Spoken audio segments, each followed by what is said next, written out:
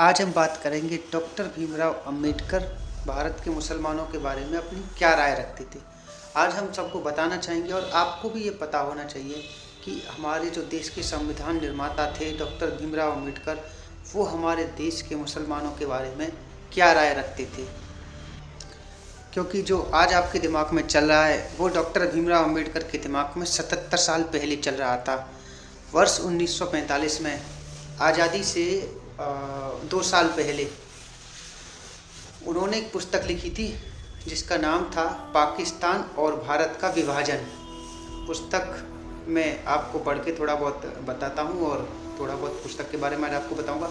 और इसमें कई बहुत महत्वपूर्ण बातें लिखी थी उन्होंने जो आज पूरे देश को पता होना चाहिए। जैसे इसके पेज नंबर 297 पर डॉक्टर अंबेडकर लिखते हैं कि भारत चाहे मुस्लिम शासक के अधीन ना हो, लेकिन भारत के मुसलमान भारत को दारुल हर्ब मानते हैं, ना कि दारुल इस्लाम। दारुल इस्लाम का मतलब होता है इस्लाम का घर और दारुल हर्ब का अर्थ होता है युद्ध का घर। यानी डॉक्टर अंबेडकर कहते थे कि भारत के मुसलमान भारत को इस्लाम का घर नहीं युद्ध का घर मानते हैं। इस्लामिक सिद्धांतों के अनुसार उनके लिए जिहाद की घोषणा करना पूरी तरह न्याय संगत है। और इसी पुस्तक में अंबेडकर लिखते हैं कि भारत के मुसलमान सिर्फ जिहाद की घोषणा ही नहीं कर सकते बल्कि उसकी सफलता के लिए विदेशी इस्लामिक ताकतों की मदद भी ले सकते हैं। और अगर विदेशी मुस्लिम ताकतें जिहाद की घोषणा करना चाहती हैं तो इसमें भारत के मुसलमान उनकी सहायता भी कर सकते हैं। भारत के मुसलमानों के लिए ये विचार डॉक्टर अंबेडकर थे, हमारे नहीं। इस पुस्तक में उन्होंने ये भी बताया था कि भारत के मुसलमान कभी भी अपने देश के लिए ईमानदार साबित नहीं होंगे। इस पुस्तक के पेज नंबर 337 पर वो लिखते हैं कि इस्लाम धर्म एक बंद खिड़की की तरह है जो मुसलमानों और 337 नंबर पेज पर वो लिखते हैं जो अभी मैंने आपको बताया, इस्लाम एक बंद निकाय की तरह है जो मुसलमानों और गैर मुसलमानों के बीच जो भेद है ये करता है वो बिल्कुल मूल और स्पष्ट है। और वो आगे इसके बारे में लिख रहे हैं कि इस्लाम का दूसरा गुण ये है कि ये सामाजिक स्वशासन की एक पद्धति है और स्थानीय स्वशासन से मेल नहीं खाता, क्योंकि मुसलमानों की निष्ठा जिस देश में वो रहते हैं उसके प्रति नहीं होती बल्कि वो उस धार्मिक विश्वास पर निर्भर करती है जिसका कि वो हिस्सा हैं। दूसरे शब्दों में वो आगे लिख रहे हैं कि इस्लाम एक सच्चे मुसलमान को भारत को अपनी मातृभूमि और हिंदुओं को अपने निकट संबंधियों को मानने की इजाज़त नहीं देता है। तो इसका मतलब ये है कि दुनिया भर में जो मुसलमान हैं, जो इस्लाम धर्म को मानने वाले लोग हैं, वो उनके पास मातृभूमि का जैसा कोई सिद्धांत नहीं है। वो मातृभूमि को नहीं मानते, वो सिर्फ इस्लाम को मानते हैं और वो दुनिया में कहीं भी रहते हों ये इस्लाम उन्हें एक साथ इकट्ठा करके रखता है। और यही बात भारत के मुसलमानों के बारे में भी है। वो शायद इसे अपनी मातृभूमि नहीं मानते हैं और हमसे हज़ारों किलोमीटर जो दूसरे मुसलमान बैठे हुए हैं उन्हें अपना भाई समझते हैं। तो ये इतिहास है, ये सिद्धांत है और इसीलिए हमने आपको ये कहा कि अब ये एक धर्म युद्ध बन चुका है, क्योंकि जो कुछ इस्लामिक देश भारत के खिलाफ कर रहे हैं वो सब धर्म के आधार पर है, वो तर्क के आधार पर नहीं है, वो लोकतंत्र के आधार पर नहीं है, वो अभिव्यक्ति की आज़ादी के नाम पर नहीं है, वो मानव अधिकारों के नाम पर नहीं है, सिर्फ धर्म के नाम पर है, सिर्फ और सिर्फ धर्म। और ये जो धर्म है ये 57 देशों के 190 करोड़ मुसलमानों को एकजुट कर रहा है। लेकिन उसी धर्म के आधार पर अगर हम भारत के 100 करोड़ हिंदुओं की बात करते हैं तो वो आज भी बटे हुए हैं, क्योंकि उनका धर्म उन्हें एक रहने पर मजबूर नहीं करता है। तो ये कहा था डॉक्टर भीमराव अंबेडकर ने। और आपको जानकर हैरानी होगी कि इस दुनिया से डॉक्टर अंबेडकर के चले जाने के 56 वर्षों के बाद आज भारत में उनके नाम पर 18 राजनीतिक पार्टियां हैं। इसके अलावा 30 से ज़्यादा दलित पार्टियां ऐसी हैं जो डॉक्टर अंबेडकर को ही अपना प्रेरणा स्रोत मानती हैं। 74 वर्षों से इन पार्टियों की नज़र उन 75% वोटों पर है जो इन्हें दलितों और पिछड़े वर्गों से हासिल होते हैं। लेकिन आपको जानकर हैरानी होगी कि जब खुद डॉक्टर अंबेडकर ने पहली बार चुनाव लड़ा था तो वो इस चुनाव में बुरी तरह से हार गए थे। तो सोचिए आधुनिक भारत में जिस डॉक्टर अंबेडकर के नाम पर पार्टियां बनी, राजनीतिक दुकानें खुली जिनका हर नारे में इस्तेमाल होता है, पार्टियां उनके नाम का इस्तेमाल करके वोट पाने के लिए इस्तेमाल करती हैं उनके नाम का, और खासकर पिछड़ा वर्ग का जो वोट है उसका वोट पाने के लिए। वही डॉक्टर अम्बेडकर अपना चुनाव नहीं जीत पाए। डॉक्टर अम्बेडकर भारत की पहली सरकार में कानून मंत्री थे, लेकिन जब 1951 और 52 में भारत में पहला लोकसभा चुनाव हुआ तब तक वो कांग्रेस से इस्तीफा दे चुके थे। उनका मोह भंग हो चुका था नेहरू से भी और कांग्रेस पार्टी से भी।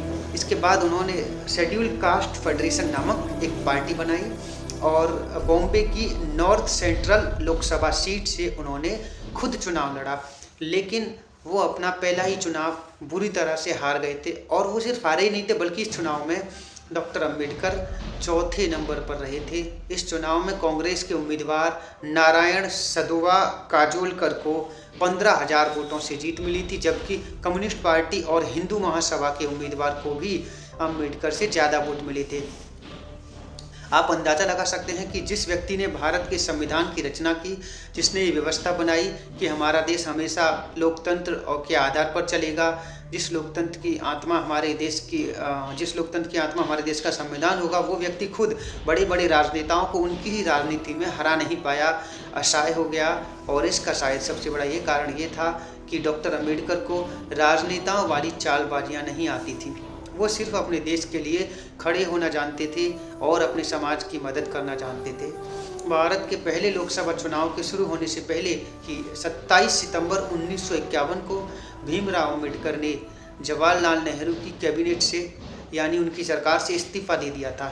वो हिंदू कोड बिल और धारा 370 जैसे मुद्दों पर नेहरू की नीतियों से नाराज थे। सोचिए, उसी ज़माने में वो नेहरू से उन्होंने विरोध करना शुरू कर दिया था, लेकिन 10 अक्टूबर 1951 को उन्होंने अपना इस्तीफा संसद में पढ़ने का फैसला किया, क्योंकि वो ये नहीं चाहते थे, क्योंकि जब उनके इस्तीफे की खबर अखबारों में छपे तो उसके कारणों को अखबार अपने ढंग से परिभाषित करें, अपने ढंग से विश्लेषण करें, जो कि गलत होता। उनका कहना था कि अगर कोई मंत्री मेरा बिना अपना वक्तव्य दिए अपना पद छोड़ देता है तो उससे लोगों को लगता है कि ज़रूर मंत्री ने कुछ गलत किया होगा। आज मेरे पास उनका रेजिग्नेशन लेटर है और बहुत लंबा चौड़ा रेजिग्नेशन लेटर है, कई पन्ने हैं इसमें, 10 से ज़्यादा पन्ने हैं शायद। और उन्होंने क्या लिखा अपने रेजिग्नेशन लेटर में, वो मैं आपको आज पढ़कर बताता हूँ। पहली बात तो ये कि उन्होंने लिखा कि मैंने बहुत सोचा कि मैं देश को अपना रेजिग्नेशन लेटर के बारे में बताऊं या ना बताऊं, वक्तव्य दूं या ना दूं, लेकिन मुझे लगा कि मुझे इसके बारे में बताना चाहिए, एक वक्तव्य देना चाहिए। तो फिर उन्होंने ये वक्तव्य दिया।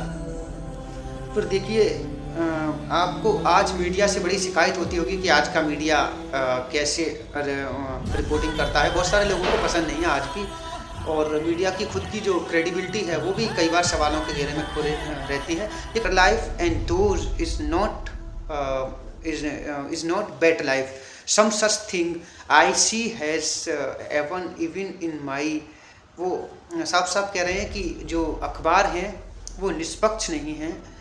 अखबारों के जो लोग हैं उनकी जिन लोगों से दोस्ती है उनके बारे में अच्छा छापते हैं, और जिनसे उनका बैर है उनके बारे में अखबार ख़राब बातें छापते हैं।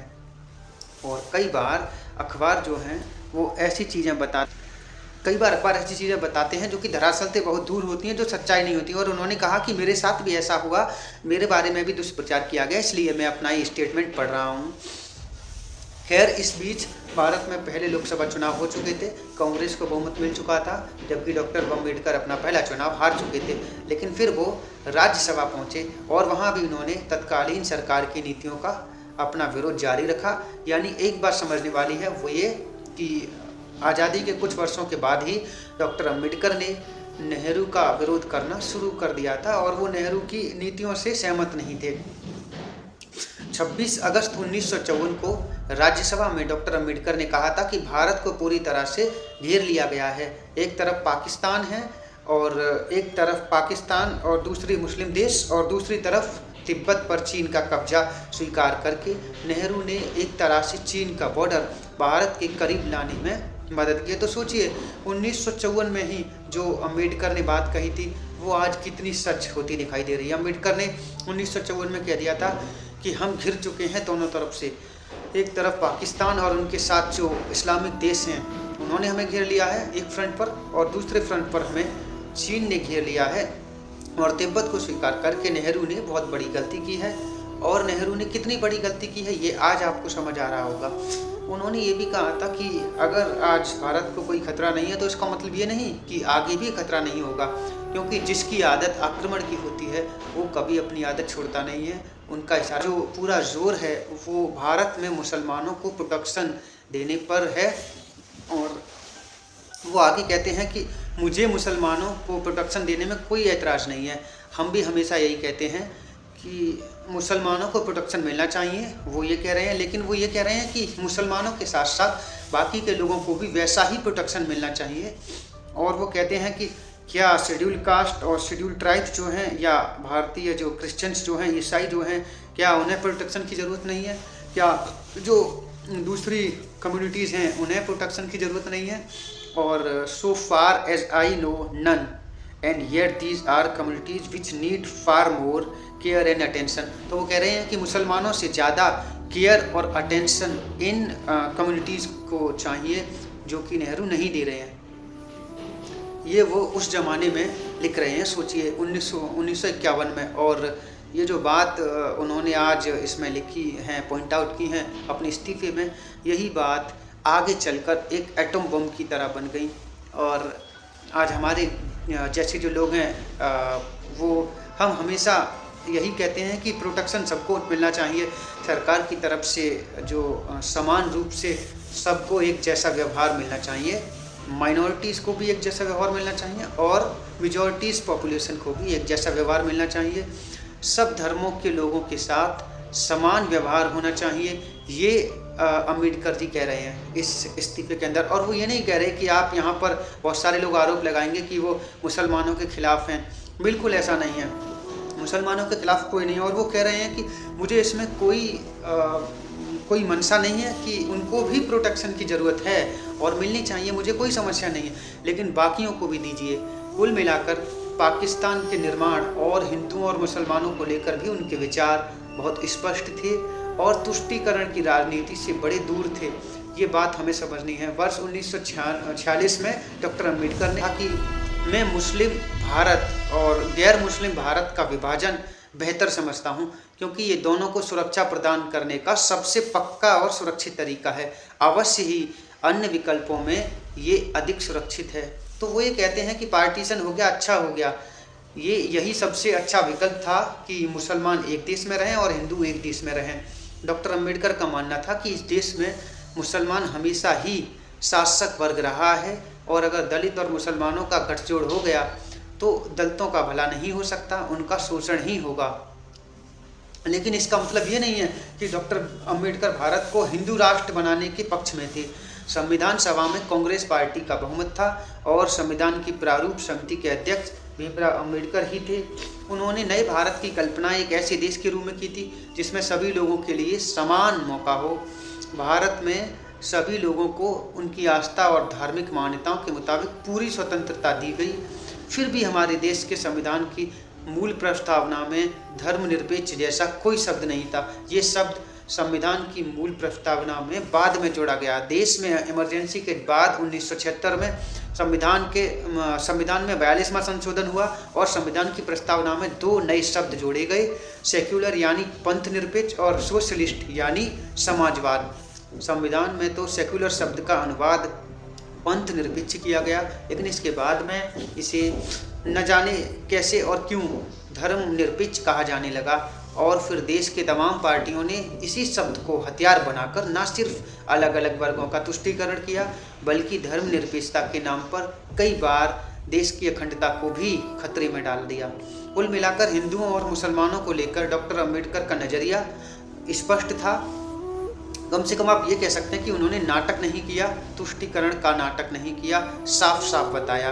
और जो संविधान उन्होंने तैयार किया उसमें धर्मनिरपेक्षता शब्द नहीं लिखा गया, लेकिन इतिहासकारों और नेताओं ने आपको सिर्फ आरक्षण पर ही अम्बेडकर के विचार नीति की दुकानें चलाती हैं। उनके नेता अमीर होते चले गए। आज आरक्षण के नाम पर बनी जितनी भी पार्टियां हैं और अपने आप को दलितों का नेता जो बताते हैं, वो आज सारे बड़े बड़े बंगलों में रहते हैं, बड़ी बड़ी गाड़ियों में चलते हैं, उनके पास बैंक बैलेंस है, पैसा है, सत्ता है, सब कुछ है। आज हमारे देश के नेताओं को लगने लगा कि वो आरक्षण के जितने बीज बोएंगे उतनी ही बढ़िया वोटों की फसल वो काट पाएंगे, और आरक्षण को जातियों वाली राजनीति का औजार बनाकर हमारे नेताओं ने पिछले 74 वर्षों में आपके वोट खूब लूटे हैं और देश को भी लूटा है। हमारे देश में गरीबी हटाओ के नारे लगाए गए, लेकिन आज भी हमारे देश से गरीबी हटी नहीं है। सोचिए, सियासत के खिलाड़ियों ने अपनी इच्छा और राजनीतिक स्वाद के अनुसार भीमराव अम्बेडकर के नाम का इस्तेमाल किया, उन पर अपना कॉपीराइट हासिल करने की कोशिश की, लेकिन उनके मूल विचारों को किसी ने ना तो अपनाया ना ही समझा। आज भी हमारे देश की पार्टियां हर चुनाव में आरक्षण के औजार को धार देना नहीं भूलती। इसलिए आज अम्बेडकर के नाम पर राजनीति की दुकानें चलाने की बजाय उनकी सोच को सही अर्थों में अपनाने की आवश्यकता है।